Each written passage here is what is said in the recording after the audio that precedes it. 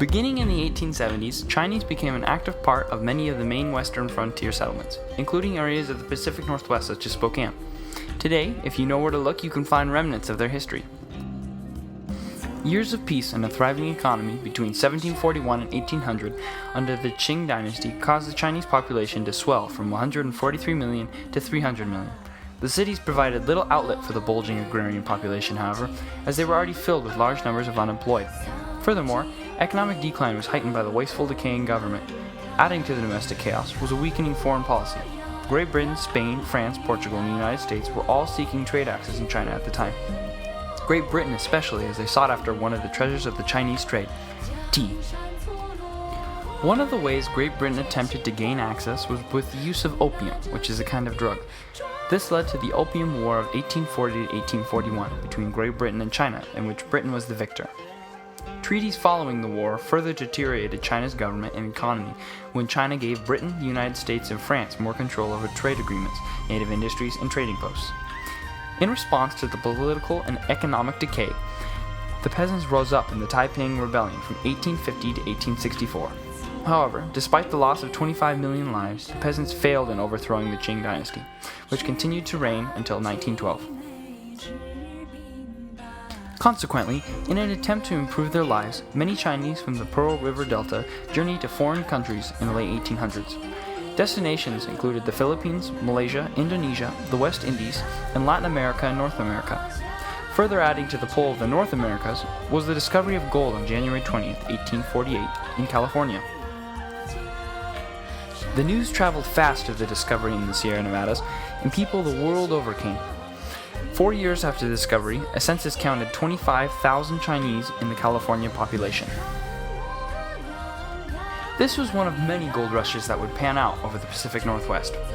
In 1851, gold was found in Rogue River, Oregon, and soon after, in 1858, gold was again found in British Columbia. By 1870, Chinese miners could be found all over the Montana, Idaho, and Washington area. But one key difference made the Chinese stand out from the other immigrants flocking to the land of opportunity at that time, and that was that the majority of them never planned on staying, but in fact planned on returning to China. Their folks at home, they had every intention of going home because as little children they were brought up to believe that they were to take care of their parents and they were to take care of their parents' grave, or they could be haunted by their parents' spirits later. It was a Confucius belief, and it was taken very seriously. It was part of how their whole belief system.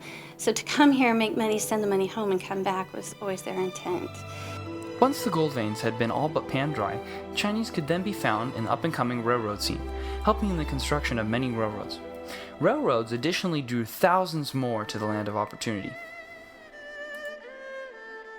In 1869, they helped to complete the Central Pacific Railroad, the first transcontinental rail, and many of the railroads that sprung up after that, including the Northern Pacific in 1887 that ran through Idaho, Montana, and Washington.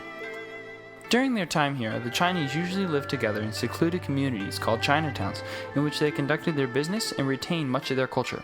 They were strikingly similar to the neighborhoods built by the Irish and German immigrants in the East. Here in Spokane, Chinatown was basically where the carousel's at. Right next to the carousel was City Hall and the police jail. Right up next to City Hall and the police jail was the Lotus Building. And in the Lotus Building were many rooms, and that's where a lot of the Chinese stay, were in the rooms in that building, and a small area that went from the river basically to Front Street. So it was on the north side of Front Street going to the river.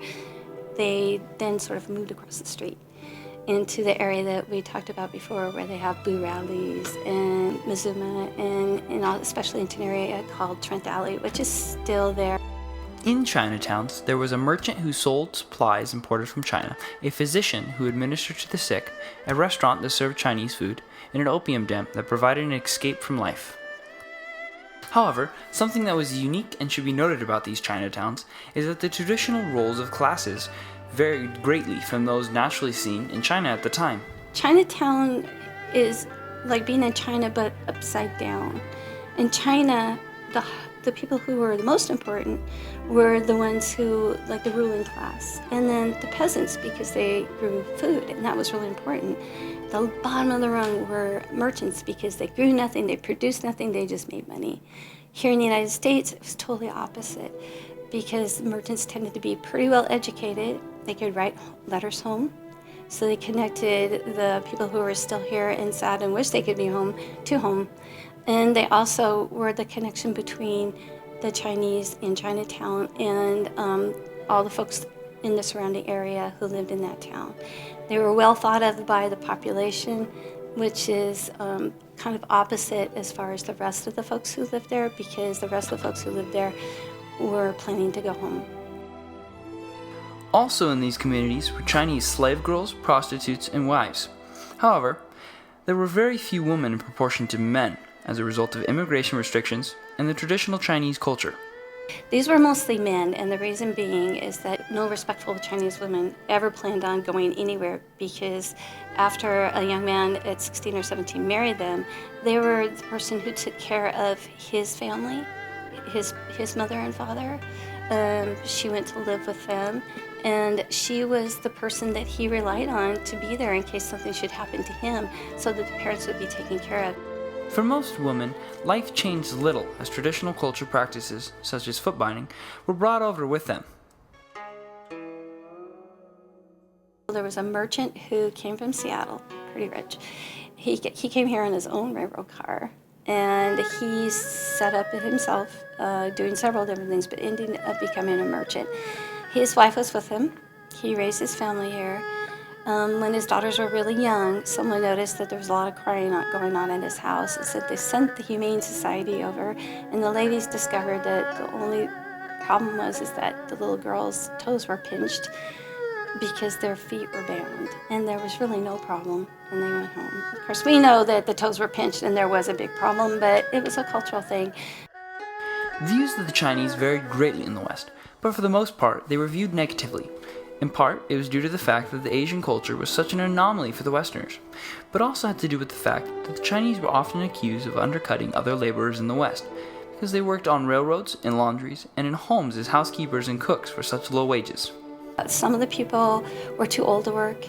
Some of them, however, would set up laundries for themselves.